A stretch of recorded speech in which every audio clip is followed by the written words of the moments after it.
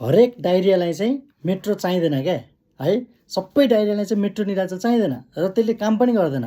तपाईँहरू चाहिँ डाइरिया हुनासाथ 1-3-4 चोटि भयो, 4-5-6 चोटि भयो भने कुनै केही कुरा नसोचिकन हिजो केही पानी खाइएको थियो कि कतै ट्राभल गरेको थियो कि होइन, खानामा केही नराम्रो परेको थियो कि बाहिर केही खाइएको थियो कि स्ट्रेस पो थियो कि अरू कुनै औषधिको खाइरहनु भएको छ भने त्यसले साइड इफेक्ट गरेर डाइरिया पो भएको हो कि भन्ने केही नसोचिकन सिधै फार्मेसी जानुहुन्छ, मलाई मेट्रो दिनु भन्नुहुन्छ अथवा मलाई डाइरियाको औषध दिनु भन्नुहुन्छ, अनि हाम्रो फार्मेसीबाट पनि त्यो पाइन्छ है त।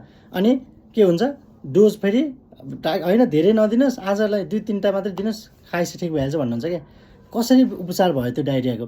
डाइरियाको सबभन्दा धेरै कारण चाहिँ भाइरस हुन्छन् क्या। रोटा भाइरस, नोरो भाइरस भने जस्तो भाइरल इन्फेक्सन हुन्छ यिनीहरू, भाइरसले गर्दा। अब त्यसलाई मेट्रोले काम गर्छ त? गर्दैन नि त। त्यही भएर मेट्रो खाएर चाहिँ के भइरहेछ भन्दाखेरि झन् त्यो मेट्रो निराजोलकै बढी साइड इफेक्ट छन् होइन।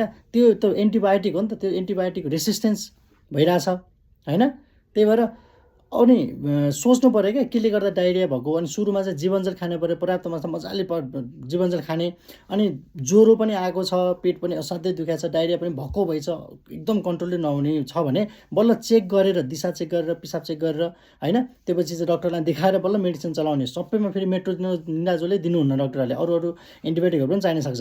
त्यही भएर डाइरिया हुनासाथ गएर मलाई मेट्रो दिनुहोस् भनेर मागेर चाहिँ नखानु होला है। त्यसले चाहिँ तपाईँलाई चाहिँ लङ टर्ममा अब त्यो मेट्रो निराजोलको पनि रेसिस्टेन्स हुनसक्ने, तपाईँलाई काम नगर्न सक्ने भोलिपर्सि त्यस्तो हुनसक्छ। त्यही भएर डाइरिया भयो भने सुरुमा घरमै पानी धेरै खानुहोस् अथवा जीवनजल खानुहोस्, त्यसपछि कन्ट्रोल हुन्छ हुन्न भनेर हेर्नुहोस्। अनि एकदमै गाह्रो भयो भने पहिला चेकअप गराउनुहोस् अनि बल्ल मेडिसिन खानु है त। ओके, थ्याङ्क यू, नमस्कार।